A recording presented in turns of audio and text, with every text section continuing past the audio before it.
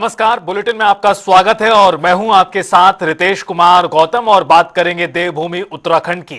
अल्मोड़ा में एक बड़ा सड़क हादसा हुआ जहां एक बस गहरी खाई में गिर गई। हादसे में 7 लोगों की मौत हो गई और इस घटना में 2 महिलाओं समेत 12 यात्री चोटिल हुए। पुलिस और प्रशासन की टीम मौके पर पहुंची, घायलों को भर्ती कराया गया। घटना को लेकर प्रदेश के मुख्यमंत्री पुष्कर सिंह धामी ने घटना पर गहरा दुख व्यक्त किया। उन्होंने दिवंगतों की आत्मा की शांति के लिए प्रार्थना की और शोकाकुल परिवारों को धैर्य प्रदान करने की ईश्वर से कामना की। सीएम ने जिला प्रशासन को सख्त निर्देश दिए कि घायलों को तत्काल और उचित चिकित्सा सुविधाएं उपलब्ध कराई जाएं। उन्होंने कहा कि वो स्वयं इस मामले की निगरानी कर रहे हैं और अधिकारियों से लगातार संपर्क में हैं।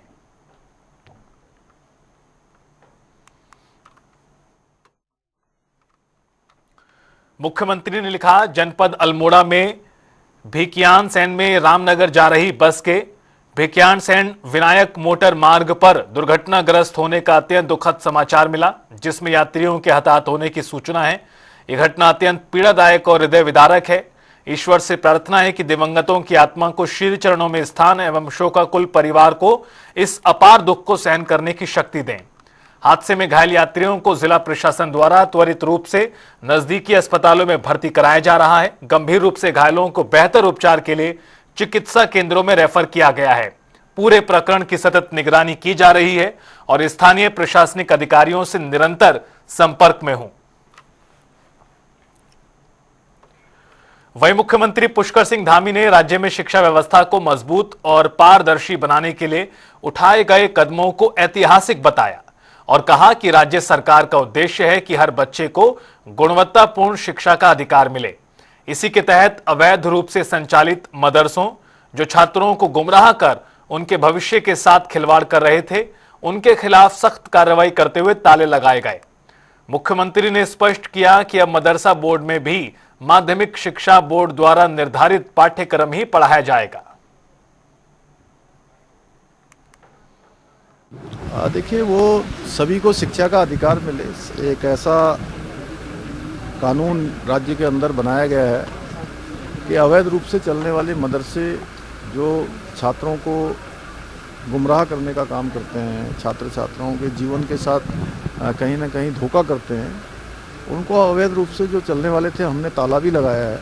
और आगे जो माध्यमिक शिक्षा बोर्ड के द्वारा जो निर्धारित पाठ्यक्रम है, वो पाठ्यक्रम ही उन मदरसों बोर्डों में पढ़ाया जाए, ऐसा प्रावधान भी किया गया है। इसके पीछे हेतु ये है कि राज्य के अंदर, देवभूमि के अंदर शिक्षा और ज्ञान के मंदिर स्थापित हों, न कि एक कट्टरवादी सोच या मैं कहूँ कबीलाई मानसिकता, ये किसी भी प्रकार से हमारी नई पीढ़ी पर हावी नहीं होनी चाहिए। उनका राष्ट्र के उत्थान में, राष्ट्र के विकास में, चरित्र के निर्माण में, हर दृष्टि से समाज के लिए उनका योगदान हो, इस दृष्टि से नया कानून लाया गया है। धन्यवाद। नए साल के अवसर पर उत्तराखंड में बड़ी संख्या में देश भर से पर्यटकों के आने की संभावना को देखते हुए राज्य सरकार ने सभी जरूरी तैयारियां पूरी कर ली हैं। मुख्यमंत्री धामी ने कहा है कि प्रदेश के प्रमुख टूरिस्ट डेस्टिनेशन और शहरों में आने वाले सैलानियों की सुरक्षा सरकार की सर्वोच्च प्राथमिकता है। ट्रैफिक प्रबंधन, होटल व्यवस्था, साफ सफाई, सड़क और परिवहन सुविधाओं को दुरुस्त किया गया है। सर्दी के मौसम को ध्यान में रखते हुए पुलिस और प्रशासन स्तर पर विशेष इंतजाम किए गए हैं। नए साल में हमारे राज्य के अंदर अनेक जो हमारे टूरिस्ट डेस्टिनेशन हैं और हमारे सभी प्रमुख शहर हैं, उन शहरों में बड़ी संख्या में पूरे देश भर के सैलानी आते हैं, पर्यटक आते हैं, टूरिस्ट आते हैं। उनकी सबकी सुरक्षा हमारी सर्वोच्च प्राथमिकता है। ट्रैफिक से लेकर सभी इंतजाम, होटलों से लेकर साफ़ सफाई व्यवस्था, सड़कों की, परिवहन की सभी व्यवस्थाएं ठीक रहें और सभी किसी को कोई परेशानी का सामना न करना पड़े। और सर्दी का भी मौसम है, क्योंकि इसलिए सभी व्यवस्थाओं को ठीक से सुनिश्चित किया जाए, सभी विभागों के स्तर पर, पुलिस विभाग के स्तर पर, प्रशासन के स्तर पर। तो सभी इंतजामों की जो एक बार समीक्षा भी हुई है, सभी इंतजाम अच्छे किए गए हैं और जो कुछ इंतजाम और होने हैं आज और कल में वो भी हो जाएंगे। तो पूरी देवभूमि सभी के लिए तैयार है, सबका स्वागत है। उधर मसूरी में विंटर लाइन कार्निवल 2025 का रंगारंग समापन हुआ। अंतिम दिन सांस्कृतिक कार्यक्रम और संगीत ने दर्शकों को मंत्रमुग्ध किया। कैबिनेट मंत्री गणेश जोशी और नगर पालिका अध्यक्ष मीरा सकलानी समापन समारोह में शामिल हुए। वहीं प्रसिद्ध हिमनाथ बैंड और गायक निखिल डी सूजा की प्रस्तुति पर लोग देर रात तक झूमे। साथ ही कार्निवल ने मसूरी को सांस्कृतिक और पर्यटन के नए केंद्र के रूप में स्थापित किया। ये 6 दिवसीय विंटर कार्निवल का आज समापन हो गया है। माननीय मंत्री जी के माध्यम से आज इस कार्यक्रम का समापन किया गया है और जिस उद्देश्य के साथ इस ये 6 दिवसीय विंटर कार्निवल रखा गया था कि लोकल लोगों को स्टेज देना, यहाँ के लोकल कलाकारों को स्टेज देना और यहाँ का जो लोकल व्यंजन है उनको एक प्लेटफॉर्म देना, लोगों देश विदेश तक उन व्यंजनों की अहमियत को बताना। और मुझे लगता है कि ये बहुत महत्वपूर्ण रहा है, बहुत अहम रहा है ये 6 दिन का विंटर कार्निवल। जैसे हमने देखा है कि पहले जो विंटर कार्निवल होता था और इस बार का जो विंटर कार्निवल है बहुत फर्क रहा है। इस बार लोकल कलाकारों का, लोकल व्यंजन का की धूम रही है इस विंटर कार्निवल में।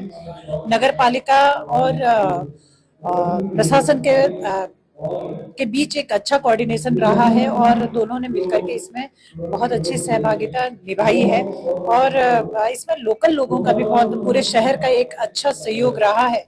शांतिपूर्वक तरीके से इस कार्यक्रम को भव्य रूप भी दिया गया और शांतिपूर्ण तरीके से इस कार्यक्रम का आयोजन भी किया गया। तो मैं चाहूंगी कि अगली बार भी इसी तरीके से मिलजुल करके ये कार्यक्रम हो, जिसमें शहर की सहभागिता हो, जिसमें उत्तराखंड की सहभागिता हो और जिस उद्देश्य के लिए हम जो कार्यक्रम करते हैं वो उद्देश्य की भी पूर्ति हो। बहुत बहुत धन्यवाद देना चाहता हूँ हमारे सभी सहयोगियों का, सभी line department, media, hotel association और हमारी जो पूरी टीम लगी थी मसूरी महोत्सव समिति की, जिनकी बदौलत हम इस स्टेज पे पहुंचे कि आज हम हमारा समापन कार्यक्रम, आखिरी सांस्कृतिक संध्या चल रही है। इसके अलावा जो हमारे फूड फेस्टिवल हुए, दिन भर के सांस्कृतिक कार्यक्रम हुए, सभी में लोगों का बहुत ही अच्छा रेस्पॉन्स मिला। हमारे सामने थोड़ी चुनौतियां थी, समय कम था, संसाधन सीमित थे, जिनको इसी में करना हमारी जिम्मेदारी थी। हमारे सामने एक चैलेंज था, हमने उस टीम ने चैलेंज को लिया और हमने अपनी पूरी जान लगा दी कि हम इस कार्निवल को सफल आयोजन करेंगे। हमारी मुख्य थीम ही यही थी कि हम अपने उत्तराखंड के कला, संस्कृति, हमारी जितनी फूड है, हम अपने खान पान को दिखा सके लोगों तक। हमारी थीम का मुझे बहुत हद तक लग रहा है हम सफल हुए। हमारे फूड फेस्टिवल में हमारी सारी आयोजन, जो इवन सांस्कृतिक संध्या थी, हमने पूरे उत्तराखंड के कुमाऊनी, गढ़वाली, जौनसारी, जौनपुरी और इसके अलावा जो हमारी Bollywood, rap, hip hop, comedy show का हमारी कवि सम्मेलन, हमने सभी को इसमें कोशिश की सम्मिलित करने की और इस क्रम में हमने लगभग, मुझे उम्मीद है कि हमने सफल बनाया होगा और इसका जवाब तो मसूरी की जनता देगी। बिल्कुल हमारी कोशिश यही थी कि हमारे स्पेशली जो उभरते यंग बच्चे हैं और जो यहाँ के उत्तराखंड के कलाकार हैं, जिनको उस तरह का प्लेटफॉर्म नहीं मिल पाता है, हमारी कोशिश थी कि हम इस कार्निवल के माध्यम से उनको एक उचित मंच प्रदान करें ताकि उनके लिए भविष्य के लिए काफी अच्छा उनको एक्सपीरियंस मिले और भविष्य में उनका काफी सहयोग प्रदान हो सके। जी, ठंड तो मैं बॉम्बे से हूँ, पहले से मैं ये कहना चाहता हूँ। वहाँ पे जो विंटर है 10 डिग्री से नीचे तो नहीं जाते, तो हमें ये महसूस नहीं होता कि ये विंटर क्या है। So now I am here in Mussoorie and अभी पता चला कि ठंड क्या होती है। So thank you for having us here Mussoorie. We are looking forward to a great show for all of you. Set जो है थोड़ा सा बदल गया है, थोड़े डांस नंबर्स और बढ़ गए हैं, मतलब ऑडियंस को और भी मजा आएगा।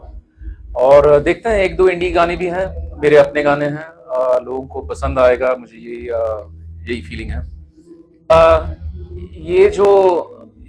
ये जगह है जो मसूरी, बहुत प्यारी जगह है, वेरी वेरी वेरी ब्यूटीफुल। आप इसको मतलब प्रिजर्व करें,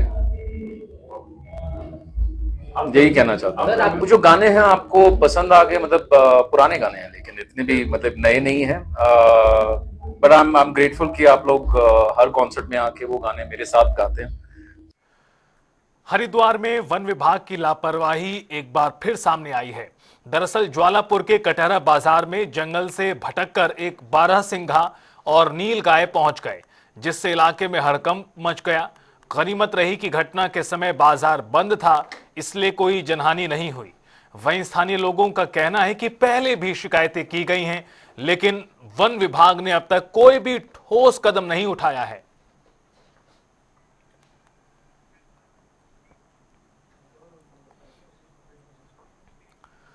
उत्तरकाशी में नववर्ष के मद्देनजर पुलिस का सख्त अभियान जारी है। पुलिस अधीक्षक कमलेश उपाध्याय के निर्देश पर पुरोला पुलिस ने बड़ी कार्रवाई करते हुए 10 लीटर कच्ची शराब के साथ एक आरोपी को गिरफ्तार किया। साथ ही ढाकाड़ा गोदेरे के पास कच्ची शराब बनाने के उपकरण और करीब 150 लीटर लाहन मौके पर ही नष्ट किया गया।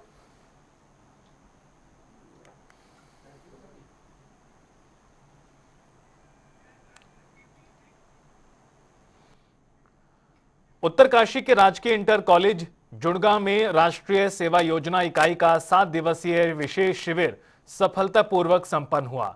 इस दौरान स्वयंसेवकों ने स्वच्छता अभियान, प्लास्टिक उन्मूलन और क्षतिग्रस्त सुरक्षा दीवार का पुनर्निर्माण किया। बौद्धिक सत्रों में स्वास्थ्य, साइबर अपराध और महिला रोजगार पर मार्गदर्शन दिया गया।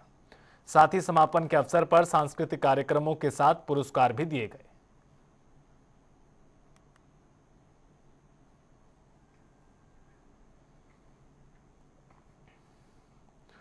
आगामी माघ मेले की तैयारियों को लेकर जिला पंचायत अध्यक्ष रमेश चौहान ने विभागीय अधिकारियों एवं मेला समिति के पदाधिकारियों के साथ समीक्षा बैठक की। बैठक में मेला आयोजन को सुरक्षित, सुव्यवस्थित और सफल बनाने को लेकर बातचीत की गई और जनप्रतिनिधियों और गणमान्य नागरिकों से सुझाव लिए गए। माघ मेला 2026 को लेकर के संपूर्ण जनपदवासियों में और जिला पंचायत में बड़ा उत्साह है। हमने ये द्वितीय बैठक आज संपन्न की है। इसमें अधिकारियों के साथ और बोर्ड के साथ सभी जितने हमारे इसके एक्सपर्ट हैं उनको बुला करके हमने उनके साथ समीक्षा की है, विस्तृत रूप से चर्चा की है और सभी का ये प्रयास है कि माघ मेले को बहुत बृहद रूप देते हुए, इस ऐतिहासिक और पौराणिक मेले को इसकी पहचान दिलाते हुए इसको बहुत अच्छे प्रकार से संपन्न करने के लिए हमने विभिन्न प्रकार की समितियों का गठन किया है। देव डोलियों का आगमन होगा और इस अवसर पर प्रदेश के मुख्यमंत्री, अनेकों वरिष्ठ VVIPs यहाँ पर आमंत्रित किए जाएंगे और यहाँ की संस्कृति का दर्शन संपूर्ण प्रदेश और देश को कराया जाएगा। ये माँ गंगा और यमुना की भूमि है और ये जो हमारे थौलू हैं, मेले हैं, ये हमारी पौराणिक संस्कृति के अंग हैं। ये हमारे पास विरासत के रूप में प्राप्त हैं। इनको हम बहुत अच्छे प्रकार से संवर्धन करते हुए अपनी नई पीढ़ी को भी संस्कृति का हस्तांतरण करने के रूप में लेने को देखते हैं। इसी हेतु इस माघ मेले की तैयारियां हम बढ़ चढ़ करके कर रहे हैं। तो वहीं सितारगंज में मानवता की मिसाल देखने को मिली, जहां पूर्व विधायक नारायण पाल ने मेन चौराहे पर गरीब, असहाय और निर्धन लोगों को गर्म कपड़े वितरित किए। नारायण पाल ने कहा कि ये कोई राजनीतिक नहीं बल्कि ठंड और कोहरे से बचाव का प्रयास है।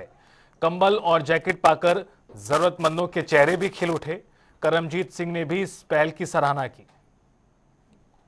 तो इनका नारा ही है कि जहाँ बुलाया वहीं आया।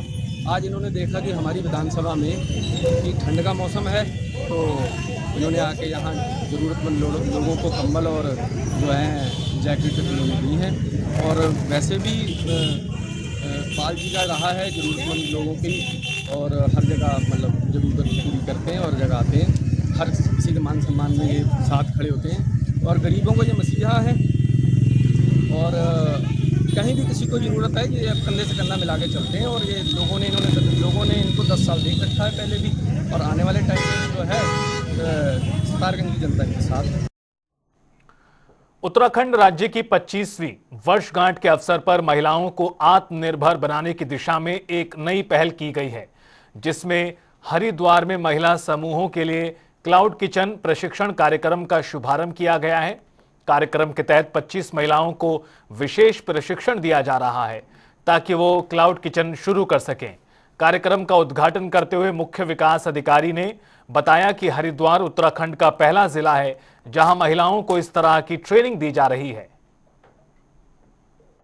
ये क्लाउड किचन की जो कॉन्सेप्ट है उसको इस तरह समझा जा सकता है कि जो हमारे रसोई से रोजगार की बात हम कह सकते हैं इसको, जिसमें हमने 25 महिलाओं को प्रथम चरण में सेलेक्ट किया है और ये हमारा एक पायलट प्रोजेक्ट के रूप में हम इसको ले रहे हैं।